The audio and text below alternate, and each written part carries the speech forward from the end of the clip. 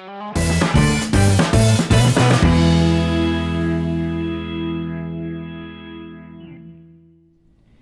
dia, estamos hoje aqui voltando com mais um programa Tem Jeito. Hoje aqui com o nosso ilustríssimo deputado estadual, Wilker Barreto, do PHS, né? Verdade. Que já tem uma carreira política há 10 anos. Câmara Vereador, como presidente de 2015 a 2018. Vereança e agora iniciando o mandato de deputado estadual. Como presidente, deixando a Câmara no saldo positivo de 4,5 milhões. Fizemos boas conquistas lá, junto com um time valoroso de profissionais lá na CMM. Uma carreira pública brilhante. Estou aqui parabenizando. A população agradece, né, doutor? Foi uma boa etapa, Maria, na questão lá da Câmara. Uma etapa feliz da minha vida. Aprendi muito. E agora está no seu primeiro mandato como deputado estadual, eleito com mais de 29 mil votos, né? 29.274 votos. Expressivo. Parabéns, Obrigado. Viu? Parabéns mesmo. E aí nós vamos aqui, trouxemos se declarou oposição aí só ao governo. O senhor já entrou com propostas de uma oposição ou se deu no decorrer de vários acontecimentos? É oportuno essa questão seguinte. 2012, 2008, eu apoio o Amazonino. Ganhei, quem ganha governa. Apoiei o Arthur, 2012, 2016 apoiei o Arthur. Essa, 2017, foi candidato ao governo. Essa de 2018, nós perdemos. Quem ganha governa, quem perde fiscaliza. Então, eu não vou. Respeito aqueles que fazem a base de apoio do governo, mas se eu criticava há poucos dias, meses atrás, a falta de preparo do governador, não é porque ele virou governador que ficou mais inteligente. Certo? Então, eu vou contradizer tudo aquilo que eu disse na campanha. Então, a forma que eu entendo que eu possa contribuir para o governo, e em especial para o nosso Estado, é fazendo uma oposição construtiva. Eu tenho inúmeros pronunciamentos que eu critico, mas eu dou minha opinião do que seria o caminho, certo? Então é dessa forma, para minha tristeza, um governo que começou de forma desastrosa. Eu nunca vi na história do Amazonas um governo do Brasil, né? Onde pesquisando se esfacelar, certo? Mas se esfacelou, Maria, pela inércia. A inércia, ela é tão nociva contra a corrupção, porque a inércia, nesse exato momento, está deixando faltar medicamentos nos hospitais e maternidades do Amazonas. Qualquer governador que fosse assumir o Amazonas saberia dos seus desafios. Sim. Mas a ele não era dado o direito de desconhecer a gravidade. Hoje, eu afirmo categoricamente, pelo que eu estou vendo na prática, é que eles não fizeram transição. O senhor entra no mérito que eu já comentei. E a transição serviu para quê? São 60 dias. 60 dias, exatamente. Certo? Eu estou há poucos dias, não fiz nem um mês de deputado estadual. Inúmeros colegas deputados criticando e apontando soluções. Essa semana agora nós vamos votar uma matéria, a primeira e única matéria do governo, que deveria ser uma ampla reforma administrativa, de enxugamento da máquina, de reenquadramento de custos, mas o projeto que tramita na Assembleia é para tirar recursos do interior. Exatamente. Que é o FTI. FTI, exatamente. E nós estamos apresentando soluções que não precisamos usar e sacrificar. Os prefeitos, né? O interior. Porque o prefeito não sofre, quem sofre é o munícipe. A administradora da administração pública. Aí acontece, nós estamos apresentando caminhos. Eu até usei um trocadilho. A gente não precisa, para salvar um paciente, matar o outro. Para estar escolhendo quem nós vamos realmente, eu acredito, vamos socorrer pela inoperância do governo, certo? Que não conseguiu encontrar os recursos dentro de um orçamento de 18 bilhões. Tá bom, precisamos salvar a saúde, precisamos aportar recursos. Tá bom, vamos usar a reserva de contingência, que está previsto, 417 milhões. E vamos poupar o FTI. Quando o orçamento crescer, e vai crescer, vai ser superavitário, Já está sendo desses 2 primeiros meses, já foi, né? O governador tem 40% de remanejamento. Ele repõe recursos para a reserva de contingência. Eu conversando ontem com o deputado Felipe Souza, que vai apresentar uma outra proposta, somando, que o governador use apenas do FTI o que for superavitário, o que for além da expectativa prevista, sem causar prejuízo ao principal. Ou seja, por que eu estou falando isso? Que a Assembleia está debruçada em encontrar caminhos sem precisar sacrificar o FTI. O que eu escutei na Assembleia, mas o FTI há algum tempo que não é usado para o interior. Eu falei, vem cá, gente, não é porque está sendo usado de forma errada que nós vamos continuar no erro. Uma hora a bagunça tem que acabar. Exatamente. Então nós estamos numa semana decisiva. Acredito que a Assembleia vai ser sensível ao apelo da necessidade do fomento e do desenvolvimento do interior. Você não pode, quando eu vejo, eu inclusive estava vendo uma matéria, eu gosto muito de acompanhar os portais, o governador Wilson Lima acaba de falar que o déficit do Estado é 2 bilhões. Só que na mensagem era 3 bilhões. Eu ouvi 3 bilhões, eu ouvi. Pô, mas aí é o seguinte, nesses menos de 60 dias já caiu 1 bi, não é R$1 não, caiu 1 bi de diferença. Esses desencontros, porque ninguém... E qual é de fato? Pois é, mas o problema é o seguinte, Não cadê o relatório? Exatamente, o relatório. Cadê o relatório? Eu estou cobrando desde o dia 5 de fevereiro, na mensagem que não teve mensagem, certo? Porque foi um discurso que colocaram no portal do governo, certo? Eu falei, qual é o planejamento? Esse governo consegue enxergar pelo menos um payback de 30 dias, 90 dias? Porque, olha, nós somos pessoas que a gente se dizem bem informadas. Me diz qual foi a ação de gestão concreta que fez o governo de Wilson Lima nesses 50 dias de governo. Eu não digo nem 50, já está mais de 100 se a gente contar com a transição. Que a transição você levanta informações. Levanta informações. Então é 110. O que eu vi muito na transição foi uma medição de força, já tinha ganho, acabou, nós temos ação adversária, mesmo adversário a esse respeito, estava se entregando o governo porque ele ganhou democraticamente, e ao invés dele fazer o levantamento do que deveria para não travar a máquina, né, porque ele cancelou tudo que foi licitação, principalmente da saúde. Que foi o primeiro crime que eu acho que ele cometeu. Eu estou questionando isso. Formalmente, o Ministério Público se cancelou 136 procedimentos, se tornou 22 dias depois revogados 38. A saúde está em colapso. Colapsos, né? Aí, o que faz o governador? Paga 20 milhões em janeiro para o sistema prisional. Repassa dinheiro. E olha que eu gosto... E já empenhou 50 milhões... e olha que eu gosto de carnaval, eu sou folião. Só que numa crise de saúde, eu teria justificado ao povo do Amazonas que cada centavo eu iria dedicar à compra de medicamentos. Então, eu vou amanhã, mais uma vez, no 28, pela terceiro final de semana, acompanhando o desabastecimento de itens vitais. Recebi hoje da presidente da Comissão de Saúde da Assembleia, que atendeu uma solicitação minha. Doutora Maiara, né? Que um cronograma de visitas a partir de segunda-feira da Comissão de Saúde da Assembleia em hospitais e maternidades, ou seja, a Assembleia está cumprindo o seu papel de fiscalizar e apertar, botar o dedo na ferida mesmo, incomodar.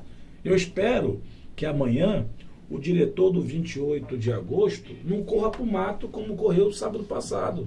Porque eu fui na primeira vez e me recebeu. Já no sábado seguinte já correu para o mato. Eu não estou lá para querer ser o chato, não. Se amanhã eu for ao 28 de agosto, às 10 da manhã, e os 29 itens vitais que eu denunciei sábado passado forem repostos, cumpri meu papel. E vai julgar, independente da oposição. Apesar da demora, quero aqui, da mesma forma que critiquei, dizer que o 28 está reabastecido com o mínimo. Porque, apesar de se ser ou não oposição, tem que se ser justo e claro. Lógico, com a sociedade. Apesar de um payback, porque é o seguinte, vamos botar uma situação. E se amanhã eu for e continuar faltando os medicamentos. Nós estamos a uma semana do carnaval. Infelizmente, pode ter um aumento de incidentes nos prontos-socorros. Isso foi na última entrevista que nós tivemos com os presidentes das cooperativas, falaram exatamente, estamos no carnaval, a situação vai ficar muito pior. É triste, você vai para a SEDUC, dispensa de licitação, 12 milhões mais caro. Agora teve a suspensão de 80 milhões. Né? Aí tu vai para o sistema prisional, aí querem trazer a FGV. E cabide de emprego na SEDUC. E aí, Fundação Getúlio Vargas, para fazer um estudo para diagnosticar o que nós já sabemos, que o contrato do sistema prisional, em especial da Humanizare e dos demais, precisam ser realinhados. Eu aproveito o seguinte, eu não tenho nenhuma campanha velada contra a empresa A, B e C. Para mim, o que menos interessa para mim é o CNPJ. O que eu quero é que o custo preso do Amazonas se aproxime da média nacional, que é de 2.400. Nós pagamos 4 aqui. Como ontem, na Assembleia, o secretário, não é que eu saí da reunião para não escutar as explicações, não. É que eu fiz meus questionamentos e eu pedi na hora, na Comissão de Segurança Pública, que as minhas perguntas fossem respondidas por escrito. Aí eles falaram, não, só se o senhor fizer por escrito. Então eu saí da reunião, fui para o meu gabinete, redigi os meus questionamentos e voltei lá e entreguei em mãos.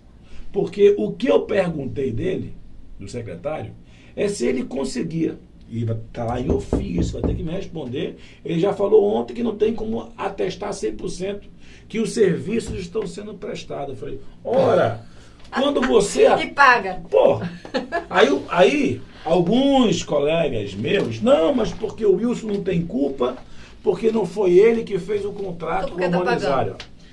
Qual é o gestor público que não assume e não pega contratos contínuos? Todos. Agora, na medida que você começa a pagar, a cidade é sua. Você começa a ser conivente.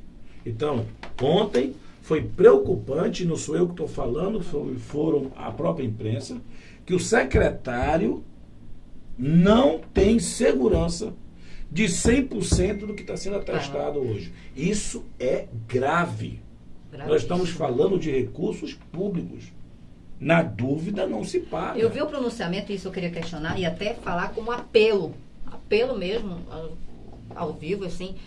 O Wilson declarou que entregaria o Hospital Delfina, nós chamamos no nosso meio, eu digo nosso meio porque faço parte do movimento da saúde, as pessoas me conhecem, já executei vários projetos da saúde e sou muito ativa no meio.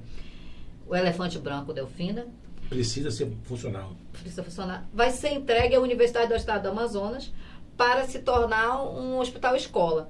Espera lá, um hospital-escola só pode ser escola se o hospital estiver funcionando na íntegra. Aquilo ali nunca funcionou.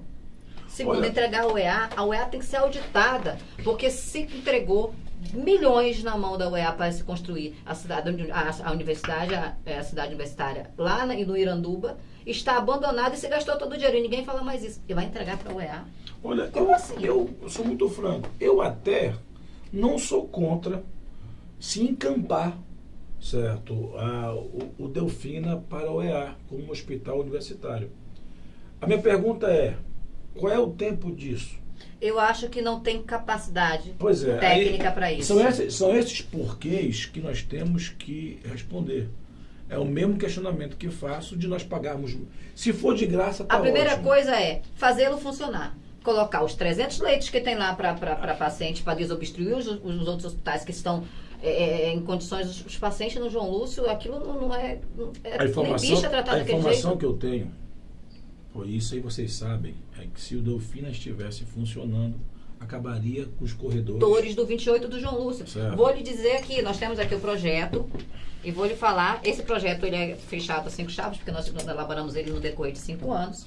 Sidney Chalub, José Francisco, o Mário Viana, e nós vamos entregar esse projeto, debater ele em audiência pública. Eu vou lhe entregar agora a documentação solicitando uma audiência pública Tá? No seio da Comissão de Saúde da Assembleia. Para que não aconteça o que aconteceu comigo quando eu tentei fazer na gestão interina do Davi Almeida e me colocaram naquela situação constrangedora e ficou daquela denúncia que eu tive que fazer e me expor da maneira. Então, nós projetamos que nós vamos agora, através da Assembleia Legislativa, que é a casa onde... Com certeza. Mais pode, através do senhor, que a classe... Eu sou membro da Comissão de pelo seu Saúde. Histórico, como político ilibado, e que nós temos que ter alguém que fale pelo povo. E é um projeto em que fala-se em operar mais de 3 mil pessoas e atender mais de 20 mil pessoas no decorrer de 10 meses, tanto na capital como no interior, onde o custo desse projeto nos chegaria a 7 milhões em 10 meses. Ou seja, 1 milhão. Ainda fizemos até cronograma de desembolso. Uma coisa eu posso assumir. A Assembleia tem que ser a casa do bom debate. Aqui, ó. Se vão encampar ou não, é uma outra história. Mas que nós precisamos debater, e isso precisamos. Agora, o projeto, nós decidimos em reunião que não seria mais entregue na maneira que foi, porque esse projeto ele foi executado parcialmente em 2010. Foi a única vez. Tentaram depois, tiraram a equipe do projeto, que foi elaborado o projeto por mim, pelo Cidinho Chalup, para botar outra equipe, no caso, Evandro Melo, já no coluio de se fazer um esquema de corrupção, que se rendeu aí aos maus caminhos, e que, infelizmente, teve a parcela de culpa da Casa da Assembleia Legislativa. Isso está no próprio parecer do Ministério Público Federal, que aprovou um decreto onde autorizava organizações sociais a administrar hospitais, que isso foi feito em 23 dias para que o Mohamed pudesse adentrar ao Delfina. E aí se iniciou... no Delfina e nas UPAs, né? Eu não tive acesso toda a documentação e pedido, e inclusive detalhes, eu vou entregar agora na solicitação da audiência pública, a gente vai solicitar, aguardando, aí o senhor protocola e nos dá uma posição de quanto à audiência. Nós vamos apresentar, nós temos o relatório de paciente por município. Nós também, no projeto, pedimos apoio das Forças Armadas para atender as calhas através da Marinha. Eu tenho uma lógica comigo o seguinte, Mariana. Quando a gente vai atrás de uma meta, o não a gente já tem. Exatamente. O não a gente já tem. Então, eu recebo o projeto, vou dar entrada no seio da Comissão de Saúde, solicitar uma audiência e fazer um bom debate sobre a matéria. E aí vai estar toda a classe médica, ótimo. a sociedade convidada, e vamos debater de maneira pacífica, coerente, de preferência com a presença do governador, né, para que se dê, porque na realidade nós vamos estar aqui para ele, não querendo ser a salvadora da pátria ou colocando o médico como tal, mas são estudos feitos pela classe, quem está vivenciando, quem está ali há 5 anos, a solução para minimizar. Tu sabe do que eu mais sinto falta dessa gestão do Wilson Lima? É que quando você tem um projeto, você errando ou acertando, você sustenta que tem um horizonte. Exato. Que tem um planejamento. O que mais me deixa preocupado é que eu não estou vendo nenhum projeto palpável. Não chegou à sociedade nada. Olha, o caminho é esse. Errando ou não, nós temos este caminho. E aí você vai consertando, ajustando. Sabe o que eu percebo? É que estão vivendo um dia após o outro. Sem projetos, sem soluções. Sem nenhum planejamento, sem nenhum norte. A palavra certa é essa. Isso é que me deixa... Quando vocês compram... eu fui lá na SEMA, comprei um medicamento, falei... Inclusive no projeto... Mas vocês compraram os vitais? No projeto, doutor, nós temos também o levantamento dos medicamentos vitais e lhe provo que a SEMA compra medicamentos, não se sabe o porquê, desnecessário, não é à toa que pegaram medicamentos vencidos. Estão vencidos é porque estão comprando o que não se deve. E nós fizemos o levantamento do que o Estado precisa. Essa tomada de decisão que eu estou sentindo falta. E quando, infelizmente, nós acertamos nas críticas, quem está pagando lá na ponta é o povo. Exatamente. A Assembleia, eu falei ontem para o Menezes, o subministro da Suframa, deveria estar discutindo sobre as políticas econômicas, olhando o Estado para frente. Infelizmente, as sessões da Assembleia são pautadas por temas de desgoverno.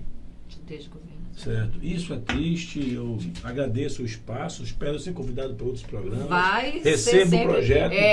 Vou entregar agora a solicitação da audiência. Recebo o projeto, vou dar. O projeto a gente vai apresentar ele ao vivo, para que se não vaza, porque a gente tem essa preocupação. Precisamos tomar as ordens.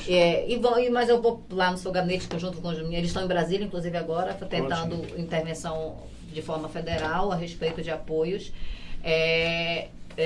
Eu quero lhe dizer também um dado importantíssimo, doutor, deputado, que o índice de morte aumentou nesses 2 meses 13%, tá? Isso nós já comprovamos. Nos hospitais? Nos hospitais. Será que tem alguma correlação com a falta de medicamento? Não é pelos médicos, não, é pela estrutura. Lógico. Houve o caso agora desse médico que agrediu a paciente, que está sendo que vai ser suspenso é revoltante, mas nós não podemos dizer que a classe toda a gente sabe separar o joio do trigo. Tanto é que no projeto que nós executamos em 2010, nós selecionamos os médicos, assim como também os médicos, o que não se fala, tem plano de cargo salário no Estado? Tem, mas não tem plano de carreira. Eu queria, se a amiga pudesse me ajudar nessa fonte do aumento de 13% das mortes. Na lista da morte que nós chamamos. Pois é, porque será que tem alguma correlação com a falta, por exemplo, de algum item vital na ponta? Olha, está se cancelando muitas cirurgias por conta de medicamentos e estrutura, entendeu? O SECOM... Nós estamos falando de compras de implemento agrícola, casa de farinha, motor rabeta. Nós estamos falando de compra de medicamento e, infelizmente, eu vi o governador decretar emergência para o sistema prisional, para fazer dispensa de licitação. Para os criminosos, mas eu não vi nenhuma dispensa de licitação, nenhuma medida emergencial para salvar a saúde. E eu também não vi ele visitando João Lúcio, visitando... Interessante. E deixa claro que nós somos contra a organizações sociais administradas. Se essa crise fosse em campanha, ele estaria lá na frente do 28 dizendo que a bronca era com ele se ganhasse a eleição. Agora que ganhou a eleição, de quem é a bronca? Eu quero saber para quem eu posso responsabilizar, o governador ou o vice? De quem é a bronca desse negócio? Sabe qual é o problema também que eu vejo? Eu liguei para a assessoria do doutor, do governador. Talvez se ele desse um espaço para ouvir, mesmo aqueles que discordam ou querem ajudar, porque a discordância às vezes é por não aceitar algumas medidas. Eu digo que eu tento, como administradora pública, ser imparcial. É o nosso dever, né? Mas ele precisa ouvir e não fazer uma cerca de Jurubeba, onde ninguém consegue chegar. O vice-governador também, o secretário de saúde também não ouve. Então, como é que eles querem melhorar se ele não ouve as pessoas que já estão há muito mais tempo e têm uma experiência técnica, como os médicos também, né, como a classe, e não tenta viabilizar. Por isso que essa dificuldade que está tendo a amiga e que outros estão tendo, que eu preciso despachar cotidianamente da tribuna da Assembleia. Desta forma eu ajudo o governo, certo, a dar uma sacudida, porque às vezes os asseclas só falam aquilo que ele quer ouvir. Certo? Exatamente. Então, tem medo, às vezes, de retaliações. Aqui são 2 solicitações, doutor. Aqui é uma solicitação de uns contratos que envolve a área oftalmológica, a gente pedindo para que se averigue, se suspenda, e está aí as documentações que amparam legalmente. E aqui é a solicitação de audiência pública que eu vou aguardar. E vou dar os devidos encaminhamentos. Eu vou ficar aguardando a sua ligação. Obrigado. Dizendo, olha, tal dia audiência e aqui já foi aceito, vamos investigar. Obrigado mesmo. Eu agradeço, infelizmente o tempo é curto, mas nós vamos chamar novamente para a gente novamente conversar, porque o assunto é longo, e esperamos que no dia da audiência pública o projeto seja bem aceito pela Assembleia Legislativa e, quem sabe, não seja a solução, pelo menos emergencial, por um período aí. Uma coisa é certa, nós vamos discutir, agradeço a oportunidade e o espaço, e se Deus quiser, até uma próxima. Até uma próxima. Então, obrigada. Tem jeito, basta ter legalidade e compromisso.